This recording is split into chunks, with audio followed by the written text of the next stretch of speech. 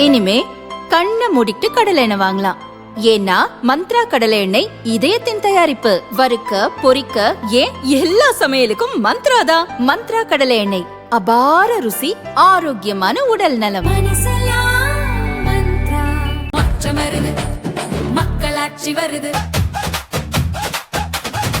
நல்லாட்சினா எடப்பாடியார் தான். வாக்களிப்பீர் இரட்டை இலையே. திமுகவை சேர்ந்த முன்னாள் அவினாசி எம்எல்ஏ இளங்கோவின் மகன் ஆனந்தன் சில தினங்களுக்கு முன் அதிமுகவில் இணைந்தார்.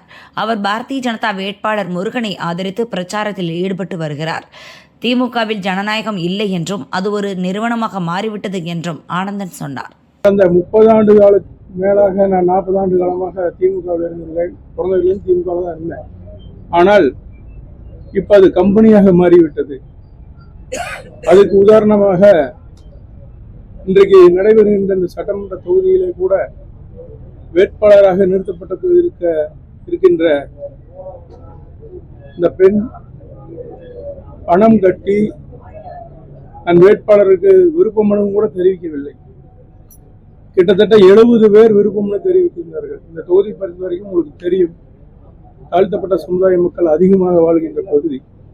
ஒவ்வொருத்தரும் கடன் வாங்கி கொண்டு வந்து கட்டியிருப்பாங்க. ஒரு சிலர் தான் வசதி இருக்கும்.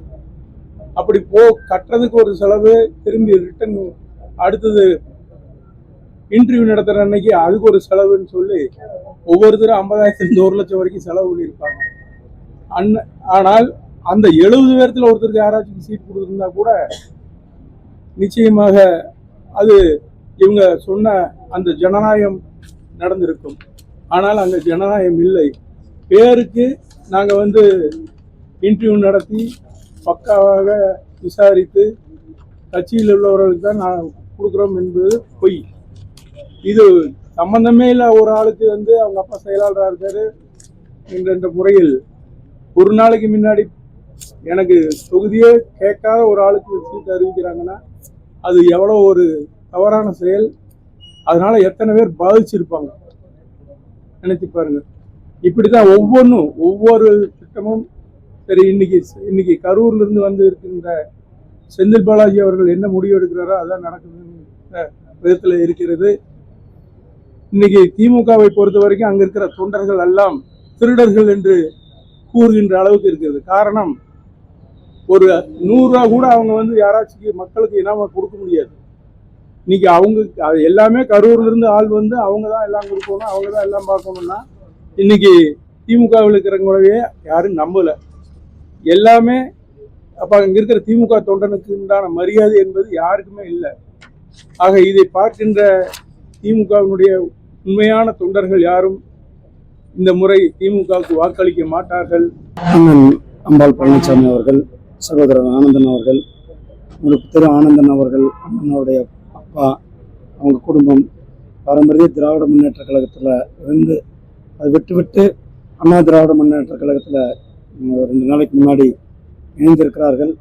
அவரை இந்த வரவேற்பதோடு அவர் ஏன் இணைந்தார் என்றதையும் உங்கள்கிட்ட சொல்லியிருக்கிறாங்க. ரொம்ப நன்றி சகோதரர்களே. இந்த சட்டமன்ற தேர்தலில் அண்ணா திராவிட முன்னேற்ற கழகம் மிகப்பெரிய பெரும்பான்மையோடு தேசிய ஜனநாயக கூட்டணி ஆட்சி அமைக்கும் என்பதில் எந்தவித இதுமில்லை. மக்கள் அந்த அளவுக்கு இன்றைக்கு ஒரு பெரிய உற்சாகத்தை கொடுத்து கொண்டிருக்கிறார். நேற்றைக்கு மாண்புமிகு பிரதமர் திரு நரேந்திர மோடிஜி அவர்களுடைய வருகை நம்முடைய கொங்கு பகுதியில் ஒரு மிகப்பெரிய உற்சாகத்தை கொடுத்திருக்கிறது.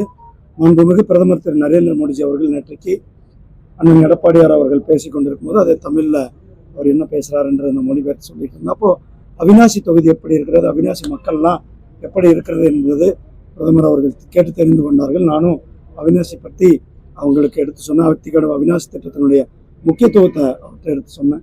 அவினாசி அத்திக்கடவு திட்டத்தினால எப்படி விவசாயிகள் பலனடைந்திருக்கிறார்கள் என்பதையும் சொல்லியிருக்கேன். அந்த திட்டம் கிட்டத்தட்ட ஒரு 1500 கோடி ரூபாய் செலவில் மாண்புமிகு அப்போதைய எதிர்க்கட்சி தலைவர், அப்போதைய முதலமைச்சர் எடப்பாடி அவர்கள் ஆட்சியில் இந்த திட்டத்தை முழுமையாக கொண்டு வரப்பட்டது.